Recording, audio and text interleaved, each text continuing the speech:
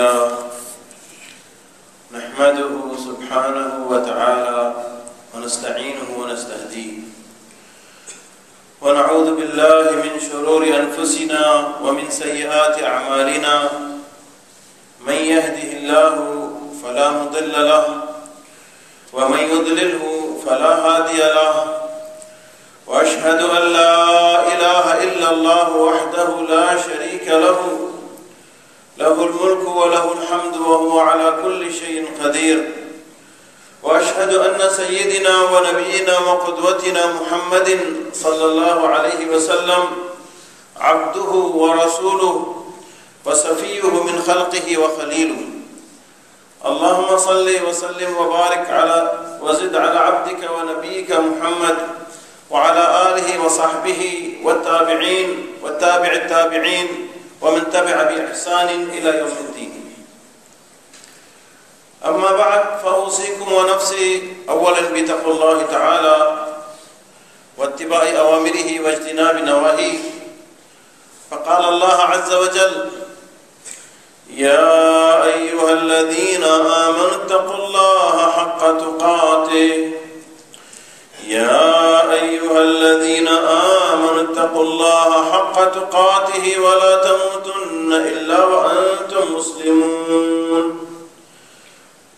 وقال عز وجل: واتقوا يوما ترجعون فيه إلى الله واتقوا يوما ترجعون فيه إلى الله ثم توفى كل نفس ما كسبت وهم لا يظلمون.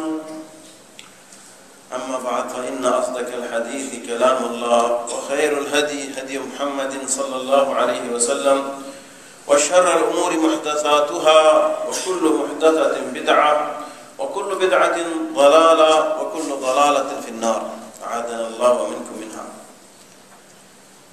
بے شک ہر طرح کی حمد و ثنا و تعریف اور شکر اس اللہ کے لیے ہے جو رحمان و رحیم ہے، جو ہمارا خالق ہے، مالک ہے، رازق ہے، مدبر ہے، جس نے اپنی رحمت سے ہمیں پیدا فرمایا، جس نے انسان کو پیدا فرما کر اس پر اکرام فرمایا، حتیٰ کہ فرشتوں کو تعظیماً اس کے آگے سجدے کا حکم دیا، جس نے انسان کو بنایا اور انسان کے لیے زمین اور آسمان اس کی ہر شے بنائی، ہر شے کو اس کے لیے مسخر کیا، جس نے انسان کو ایک امتحان میں بنایا یہ دیکھنے کے لیے کہ انسان کیا کر کے آتا ہے، لیکن اپنی رحمت سے اس کے لیے توبہ کے دروازے کھولے، اگر اس سے کوتاہی غلطی ہو جائے، گناہ ہو جائے، وہ رحمان و رحیم اسے معاف فرما دے۔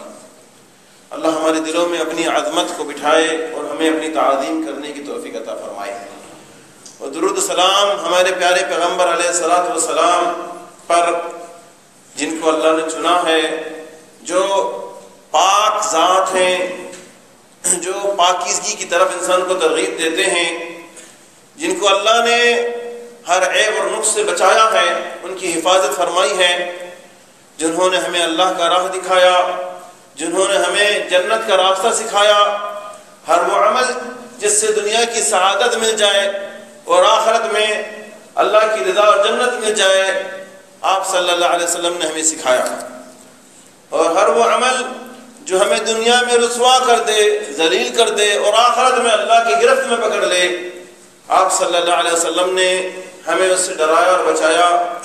اللہ اپنی رحمت سے ہمارے اور سارے امت محمد صلی اللہ علیہ وسلم کی طرف سے آپ پر بے حد و بے شمار درود سلام بھیجے، اور آپ کو اس صلے کا لامحدود اجر عظیم عطا فرمائے، یہاں تک کہ آپ صلی اللہ علیہ وسلم راضی ہو جائیں۔ اللہم آمین۔ میرے بھائیوں، شکر اللہ کا جس نے ہمیں یہاں جمع کیا ہے۔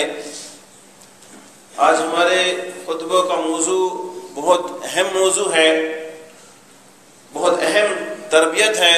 اللہ ہمیں اس پہ غور کرنے، سمجھنے اور عمل کرنے والوں میں بنائے، اور وہ موضوع ہے حق المسلم علی المسلم، مسلمان کا حق مسلمان پر۔ اللہ نے انسان کو پیدا فرمایا، دنیا میں بھیجا، ان کے لیے ایک منہج اور ایک نظام، ایک قانون نازل فرمایا، ہر شے کے حقوق کو مقرر کیا۔ ایک حق اللہ رب العزت کا ہے، ایک حق اس کے پیغمبر علیہ الصلوۃ والسلام کا ہے، ایک حق اس کے دین اور اسلام کا ہے، ایک حق مسلمانوں کا ہے، ایک حق غیر مسلموں کا ہے، حتیٰ کہ حق حیوانات اور نباتات اور ہر شے کے حقوق اللہ رب العزت نے مقرر فرمائے ہیں۔ ہر چیز کے لیے ایک نظام بنایا ہے، اور یہ حقوق جو ہے اللہ کے دربار میں اس کے بارے میں جواب دی ہوگی۔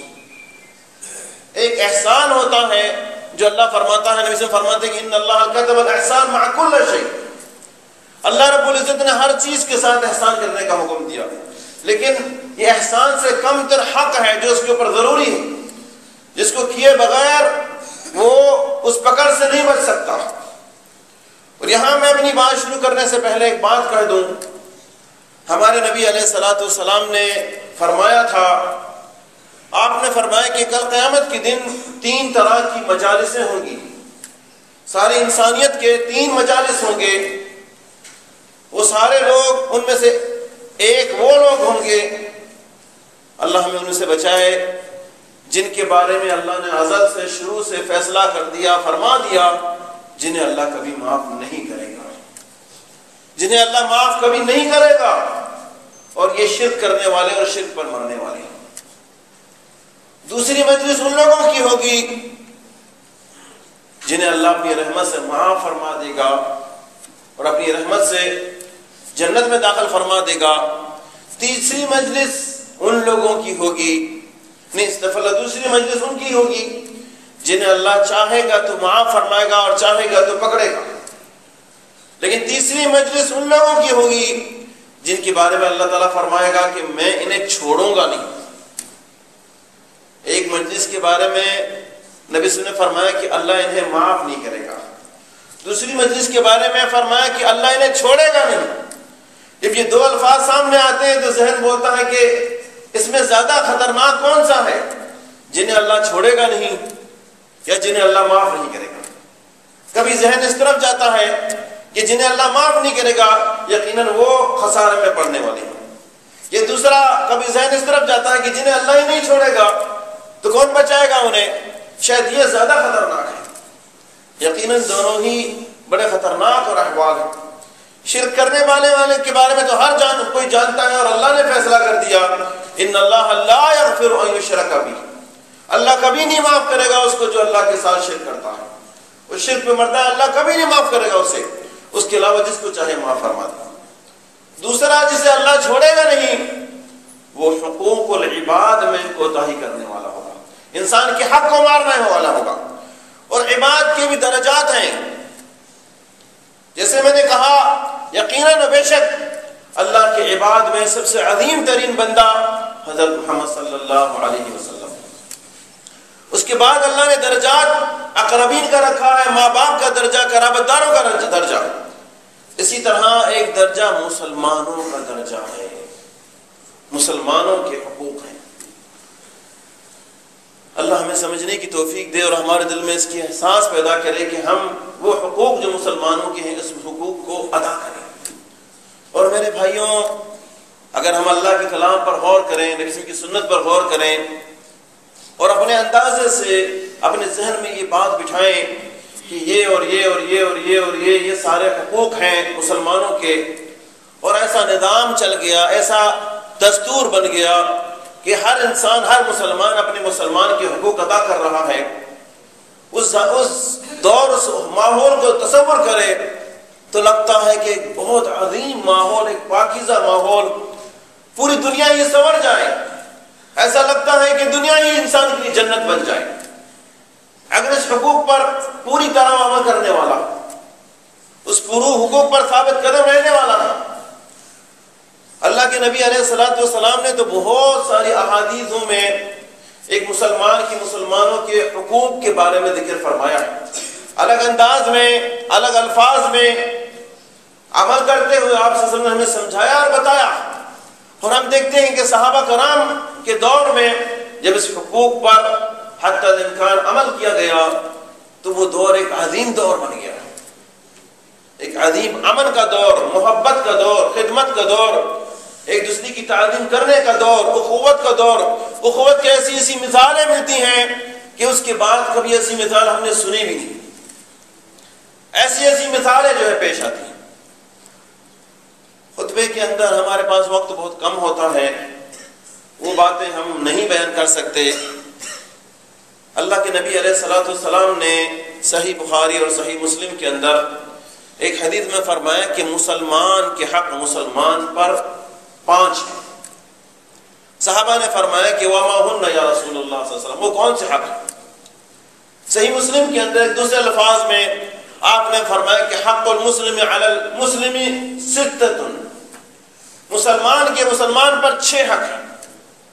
اگرچہ ایک تحقیقی نظر سے دیکھا جائے تو یہ 5 یا 6 وہی ایک ہی چیز ہیں، انداز بیان کرنے کا الگ ہے۔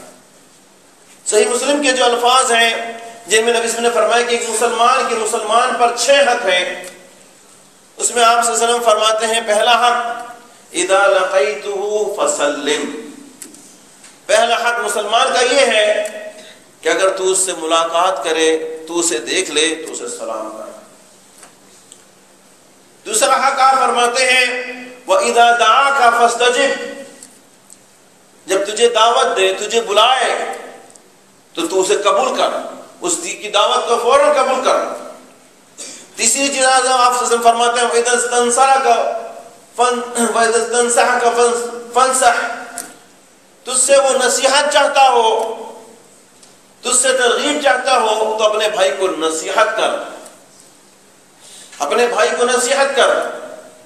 چوتھی چیز آپ صلی اللہ علیہ وسلم فرماتے ہیں وَإِذَا عَطَشَ فَحَمِدَ اللَّهَ، جب اسے چھینک آ جائے اور اللہ کا شکر ادا کرے، آپ فرماتے ہیں فَشَمِّتْ، اسے دعا دو، جو نبی صلی اللہ علیہ وسلم نے ہمیں سکھایا، جس کا ہم آئندہ ذکر کریں گے۔ پھر آپ فرماتے ہیں 5واں اِذَا مَرِضَ فَأَعِدْهُ، جب وہ بیمار ہو جائے تو اس کی عیادت کر، اس کے پاس جا، اس کی ترغیب دے، اسے دعائیں دے۔ وَإِذَا مَاتَ فَاتَّبِعْ، ایک حدیث میں کہ فَاتَّبِعْ جَنَازَتَهُ، جب وہ مر جائے تو اس کی جنازہ پڑھ، اس کی اتباع کر، مرنے کے بعد دفنانے تک اس کا ساتھ۔ یہ 6 حقوق اللہ کے نبی علیہ الصلوۃ والسلام نے ہمیں بتایا ہے۔ جیسے میں نے بتایا کہ حقوق تو بہت زیادہ ہیں، لیکن یہ اہم حقوق ہیں اور ان کے اندر بڑی جامعیت چھپی ہوئی ہے۔ ہم اپنے اس درس میں کوشش کریں گے کہ انہی حقوق کے بارے میں ذکر کریں گے۔ میرے بھائی، جیسے میں نے شروع میں بتایا کہ یہ حق ہے، ان کے بارے میں اللہ کے دربار میں جواب دینا ہے۔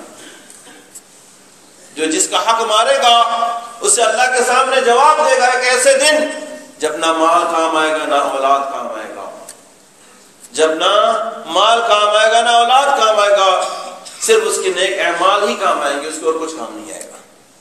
اس لیے اس حق میں کوتاہی نہ کی جائے، اللہ سے بھی مانگا جائے، کوشش بھی کی جائے کہ ان حقوق کو صحیح طرح بجا لایا جائے، ان سے حقوق کو صحیح طرح ادا کیا جائے۔ پہلی چیز آپ صلی اللہ علیہ وسلم فرماتے ہیں اذا لقی فسلم، جب مسلمان سے ملاقات کر تو سلام کر۔ یہ مسلم کی حدیث ہے۔ صحیح بخاری اور مسلم کی دوسری حدیث میں یوں ہے کہ جب وہ تجھے سلام کرے تو اس کا جواب دے۔ اس حدیث میں ہے کہ تو اگر اس سے ملاقات کر تو سلام کر، اس حدیث میں ہے کہ اگر تجھے سلام کرے تو اس کا جواب دے۔ بے شک سلام اللہ کا نام ہے، سلام ایک دعا ہے، سلام ایک جو ہے صلح ہے، سلام ایک محبت ہے، سلام ایک تبلیغ ہے، سلام ایک اللہ کا پیغام ہے، سلام ایک رحمت ہے جو اللہ رب العزت نے عطا فرمایا جو ہے مسلمانوں کو۔ آج اس کے بارے میں بتانے سے پہلے بتا دوں، آج لوگوں نے اس سلام کو بگاڑ دیا ہے، اس سلام کو بگاڑ دیا ہے۔ بعض حضرات ان سے کہا جاتا ہے السلام علیکم تو کہتے ہیں کہ ہاؤ آر یو، ان سے کہا جاتا ہے السلام علیکم تو کہتے ہیں ہاؤ ڈو یو ڈو، ان سے کہا جاتا ہے السلام علیکم تو کہتے ہیں ہلا، کہتے ہیں السلام علیکم تو کہتے ہیں صباح الخیر۔ اللہ کے نبی علیہ الصلوۃ والسلام کے زمانے میں بات کو لمبی نہیں مختصر کرنا چاہتا ہوں، ایک شخص آئے تھے، حقیقت میں یہ صحابی رسول ہیں لیکن ابھی تک ایمان نہیں لائے تھے۔ ان کا واقعہ لمبا ہے، میں ان واقعے کو ذکر کرنا نہیں چاہتا۔ اللہ کے نبی صلی اللہ علیہ وسلم کے اس حال میں آئے کہ صحابی نے ان کے اوپر شک کیا کہ یہ مسلمان کے اوپر حملہ کرنے کے لیے آئے۔ عمر بن خطاب ان کے پیچھے سے پکڑے، کپڑے کو پکڑ کر گھسیٹتے ہوئے انہیں نبی صلی اللہ علیہ وسلم کی خدمت میں لائے۔ ان کے ہاتھ میں تلوار تھا۔ اللہ کے نبی صلی اللہ علیہ وسلم کے پاس آتے ہی ان نے سلام کیا، اپنی جہالت کا سلام۔ انہوں نے کہا احسن اللہ صباحک یا محمد۔ اگر اس کی ترجمہ ہم کریں تو اس کا معنی ہے گڈ مارننگ۔ احسن اللہ صباحک یعنی اللہ آپ کی صبح اچھی گزارے، جس کو ہم صباح الخیر دوسرے الفاظوں میں کہتے ہیں۔ لیکن ہمارے نبی علیہ الصلوۃ والسلام نے فرمایا قد اکرمنا اللہ بسلام خیر منہا، اللہ نے ہم پر اکرام فرمایا، اس سے بہت بہترین سلام عطا فرمایا۔ سلام اہل الجنہ، جنت والوں کا سلام، تحیتہم فیہا سلام، اللہ فرماتا ہے ان کی آپس میں ملاقات وہاں سلام کے ساتھ ہوگا، بلکہ یہ سلام سلام قول من رب الرحیم، اور رحمان اور رحیم رب کی طرف سے جنتیوں کو یہی سلام دیا جائے گا۔ یہ وہ سلام ہے جو اللہ نے ابتداء اسلام سے نازل فرمایا، آدم علیہ السلام کو بھی یہ سلام سکھایا۔ آدم علیہ السلام سے آخری نبی حضرت محمد صلی اللہ علیہ وسلم تک اللہ نے یہی سلام ترغیب دی۔ اس سے بہتر کوئی سلام نہیں ہے، اس سے عظیم تر کوئی سلام نہیں ہے۔ مسلمانوں کا سلام یہی ہے میرے بھائیوں، سلام کو نہ بگاڑو، سلام کو نہ بگاڑو۔ ہمارے نبی صلی اللہ علیہ وسلم مسجد میں بیٹھے ہوئے تھے، ایک صحابی مسجد میں داخل ہوتے ہیں، کہتے ہیں السلام علیکم۔ آپ کے پاس ایک دو صحابہ بھی بیٹھے ہوئے تھے، آپ نے فرمایا کہ عشرہ۔ دوسرا شخص داخل ہوا کہ السلام علیکم ورحمۃ اللہ، آپ نے فرمایا 20۔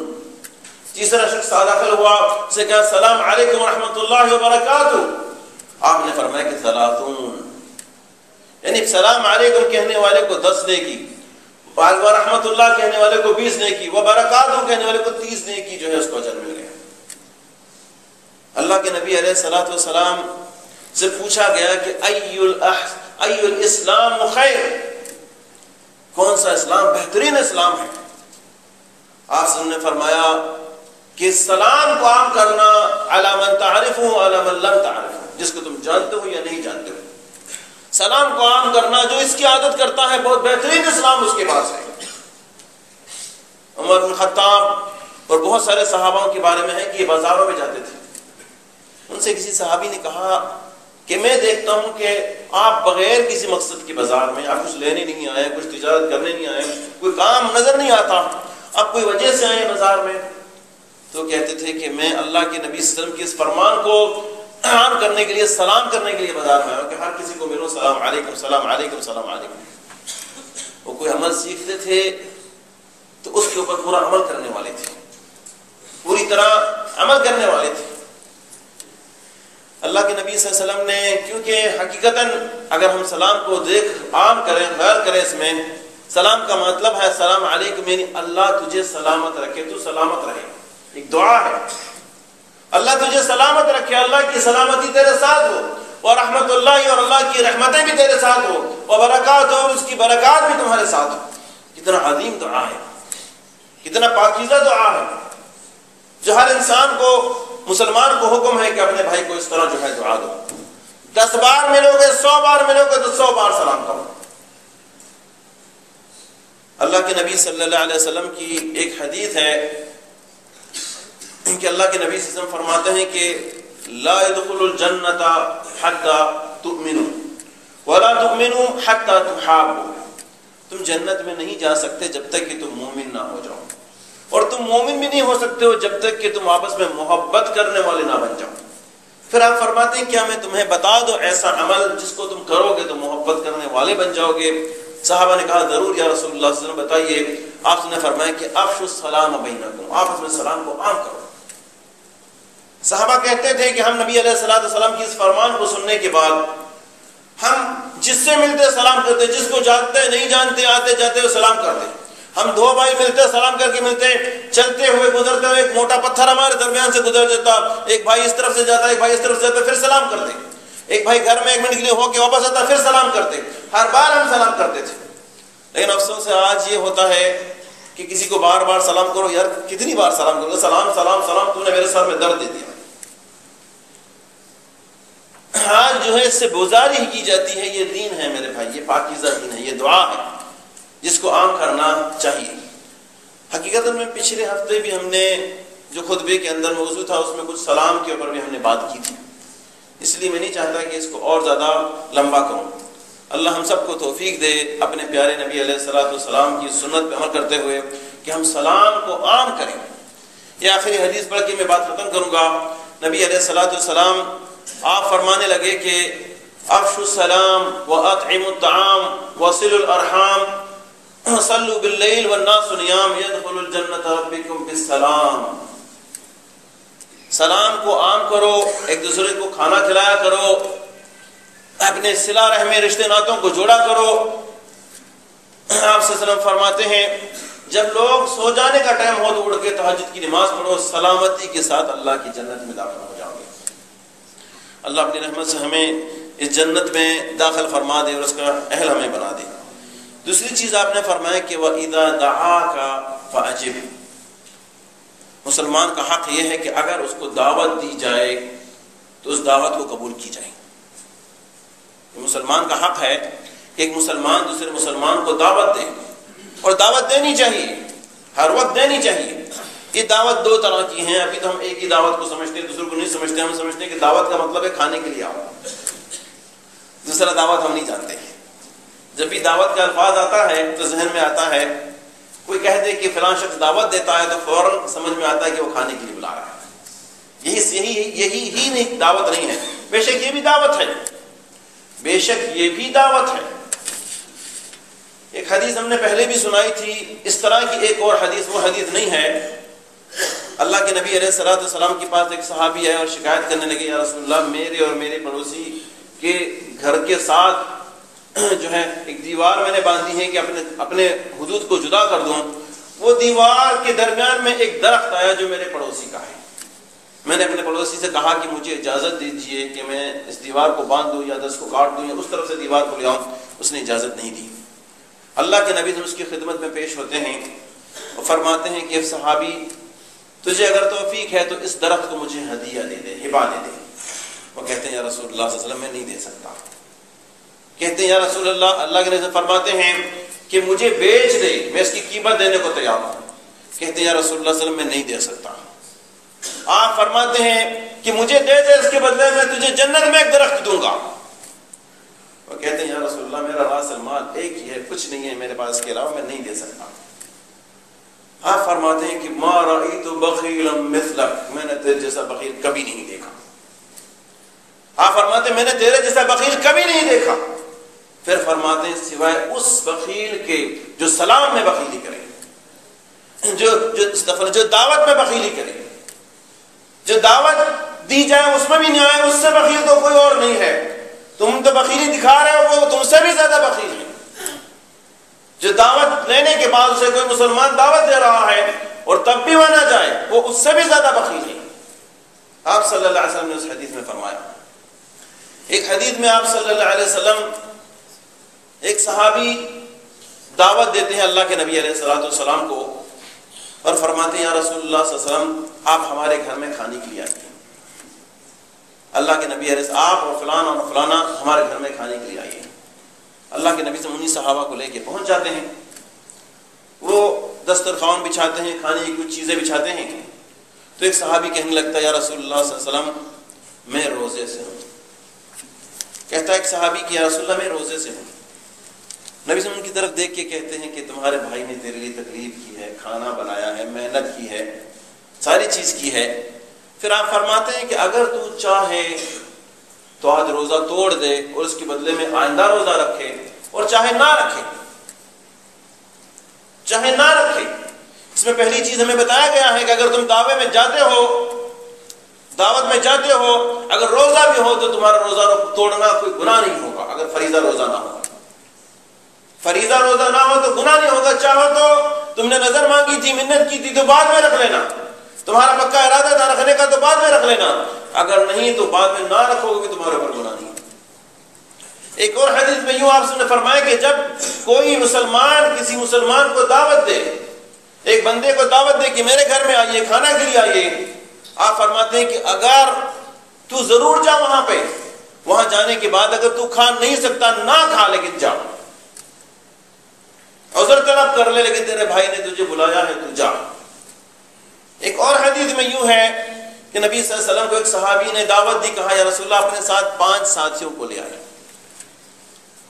اللہ کے نبی صلی اللہ علیہ وسلم نے اپنے غلام کو بھیجا، اس سے جا کے پوچھو کہ 5 سے اگر 6 بلانے کی اجازت ہے 6 کو لے آؤں یا نہیں۔ ہمارے یہاں عادت ہوتی ہے، کوئی کیا کہتا ہے دعوت ہے تو وہ پوری گروپ کو لے جاتا ہے، پوری پلٹن کو لے جاتا ہے، وہ اس کے لیے اور وہ ہو جاتا ہے۔ اسلام تربیت دے رہا ہے، ایسا نہیں، آپ لے جائیں تو اس سے اجازت لے کے لے جائیں۔ ایک دعوت عام ہوتا ہے، جو بھی آئے جتنے بھی آئے آ جائے، بے شک آپ اس میں لے جائیں، جتنے لے جا جاتے ہیں۔